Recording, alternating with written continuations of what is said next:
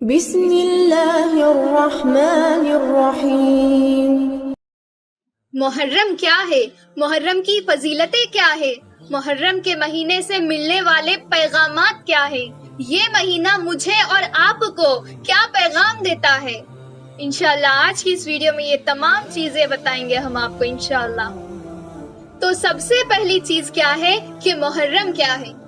محرم یہ جو لفظ ہے میرے دوستوں، اسی لفظ پر اگر آپ غور کریں گے تو اس کے لغوی معنی جو آتے ہیں، یہ لغوی معنی جو بیان کیے گئے ہیں وہ یہ ہے کہ محرم کا مطلب احترام والا مہینہ، محترم مہینہ، عظمت والا مہینہ، مقدس مہینہ، وہ مہینہ جس میں تمام کے تمام ظلم، زیادتی، قتل و غارت گری، لڑائی اور جھگڑا، فتنے اور فساد، ہر قسم کی گالی گلوچ، ہر قسم کی برائی اور گناہ کرنا حرام کر دیا گیا۔ اس مہینے کو محرم کہا جاتا ہے۔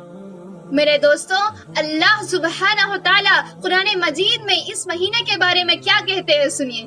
سورہ توبہ میں سورہ نمبر 9 کی آیت نمبر 36 میں، جس میں اللہ سبحانہ وتعالی کہتے ہیں ان عدت الشہور عند اللہ 12 شہرا فی کتاب اللہ یوم خلق السماوات والارض منها 4 حرم ذلک الدین القیم فلا تظلموا فیہن انفسکم۔ اللہ سبحانہ وتعالی اس سورے میں یعنی سورہ توبہ کی آیت نمبر 36 میں کہتے ہیں کہ اللہ کے نزدیک مہینوں کی گنتی 12 ہے، اور یہ تب سے ہے جب سے اللہ نے زمین اور آسمان کو پیدا کیے، اور اللہ نے ان 12 مہینوں میں 4 مہینے حرمت والے بنائے ہیں، لہٰذا تم کوئی بھی اپنے نفسوں پر ظلم مت کرنا۔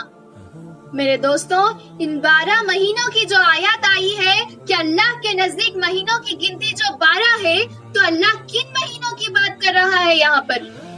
آج جیسے ہی مہینے کا لفظ ہمارے دماغ میں آتا ہے تو سوائے جنوری، فروری، مارچ، اپریل، مئی، جون، جولائی، اگست، سپٹمبر، اکتوبر، نومبر، دسمبر، یہی چیزیں ہمارے دماغوں میں آتی ہے۔ میرے دوستوں، افسوس کی بات ہے کہ آج ہماری ماں بہنوں کو اسلامی مہینوں کے نام بھی نہیں معلوم، یہ بھی نہیں معلوم کہ جو اللہ نے جو 4 مہینے حرمت والے بنائے ہیں وہ کون سے ہیں۔ افسوس کی بات ہے کہ ہمارے مسلمان بھائی اور بہنوں کو یہ بھی نہیں معلوم کہ اسلامی سال کا پہلا مہینہ کون سا ہے اور آخری مہینہ کون سا ہے۔ غور کیجئے کون سے ہیں وہ 12 مہینے، اسلامی مہینوں کے ناموں کو یاد کیجئے۔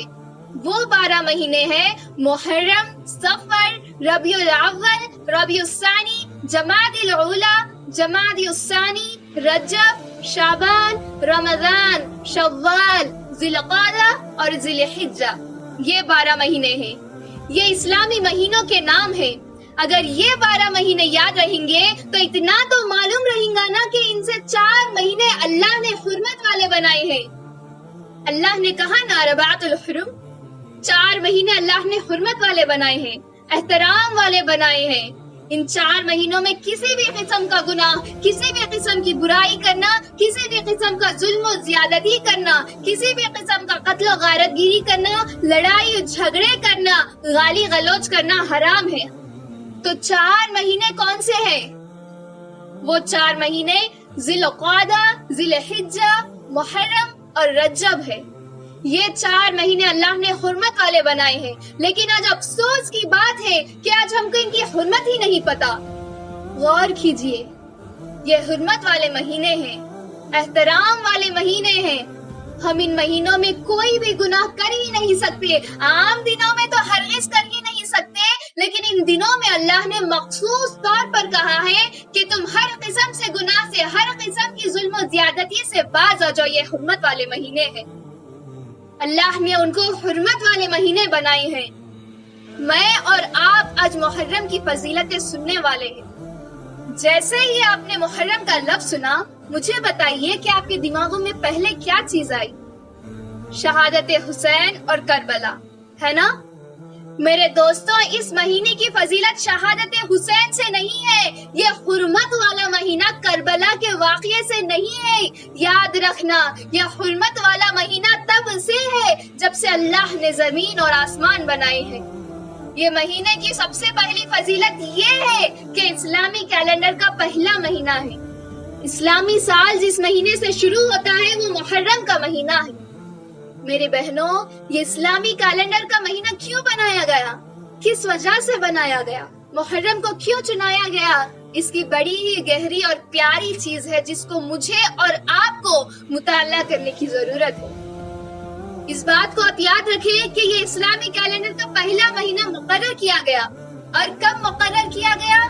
نبی صلی اللہ علیہ وسلم کا زمانہ گزرنے کے بعد، ابو بکر صدیق رضی اللہ تعالیٰ عنہ کا زمانہ گزرنے کے بعد، عمر بن خطاب رضی اللہ تعالیٰ عنہ کے دور میں 17ویں ہجری میں یہ مقرر کیا گیا کہ محرم کے مہینے کو ہم اسلامی سال کا پہلا مہینہ بنائیں گے۔ کیونکہ اس وقت لوگ جب زکوٰۃ دیتے تھے تو ایک سال ہوا یا نہیں یہ معلوم نہیں ہو رہا تھا۔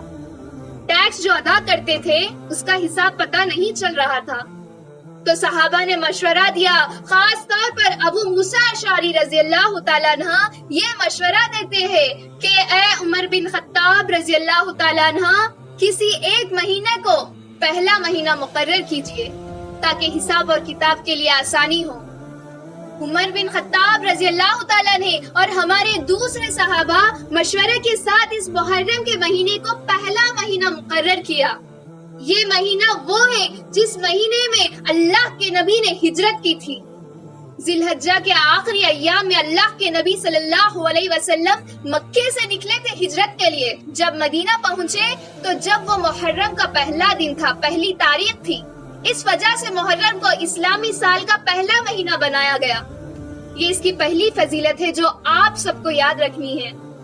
دوسری فضیلت یہ ہے کہ اس مہینے کو اللہ کے نبی صلی اللہ علیہ وسلم نے اللہ کا مہینہ کہا۔ صحیح مسلم کی حدیث، عبداللہ بن عباس رضی اللہ تعالیٰ عنہ کہتے ہیں، اللہ کے نبی صلی اللہ علیہ وسلم فرماتے ہیں کہ رمضان کے روزوں کے بعد افضل روزے اللہ کے مہینے ہیں جس کو تم محرم کہتے ہو۔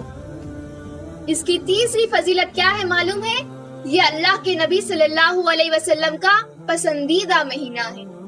عبداللہ بن عباس رضی اللہ تعالیٰ عنہ کہتے ہیں کہ صحیح مسلم کی یہ حدیث ہے کہ میں اللہ کے نبی صلی اللہ علیہ وسلم کو محرم کے روزوں کو جس طرح سے احترام کرتے ہوئے دیکھتا اور خاص طور پر یوم عاشوراء کا روزہ جس طرح سے جس احترام کے ساتھ رکھتے ہوئے دیکھتا، اس طرح میں دوسری چیز کو اس طرح احترام کرتے ہوئے نہیں دیکھتا۔ اللہ اکبر۔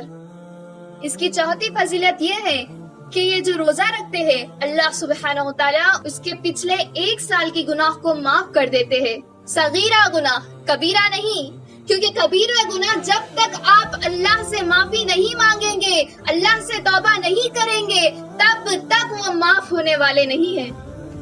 تو ہم کو یہ چاہیے کہ ہم یوم عاشوراء کے دن روزہ رکھیں، نبی صلی اللہ علیہ وسلم کی سنت کو زندہ کریں۔ مجھے اور آپ کو محرم کے مہینے میں یہ پیغام ملتا ہے کہ ایمان سب سے بڑی دولت ہے۔ میرے اور آپ کے صحابہ ہجرت کر رہے تھے دولت کے لیے؟ ہاں، کاروبار کے لیے؟ اپنے ایمان کی حفاظت کرنے کے لیے، دین اسلام پر مکمل عمل کرنے کے لیے۔ اس سے کیا بات پتہ چلی کہ اسلام سب سے بڑی دولت ہے۔ یہ مال، یہ گھر، یہ چیزیں، یہ ہماری دولت نہیں ہے۔ میرے اور آپ کے صحابہ جس کی فکر کرے وہ ایمان ہے، ایمان۔ اس کی مجھے اور آپ سب کو غور کرنے کی ضرورت ہے۔ اللہ تعالیٰ سے دعا ہے کہ اللہ تعالیٰ ہم سب کو کہنے اور سننے سے زیادہ عمل کرنے کی توفیق عطا فرمائے۔ آمین۔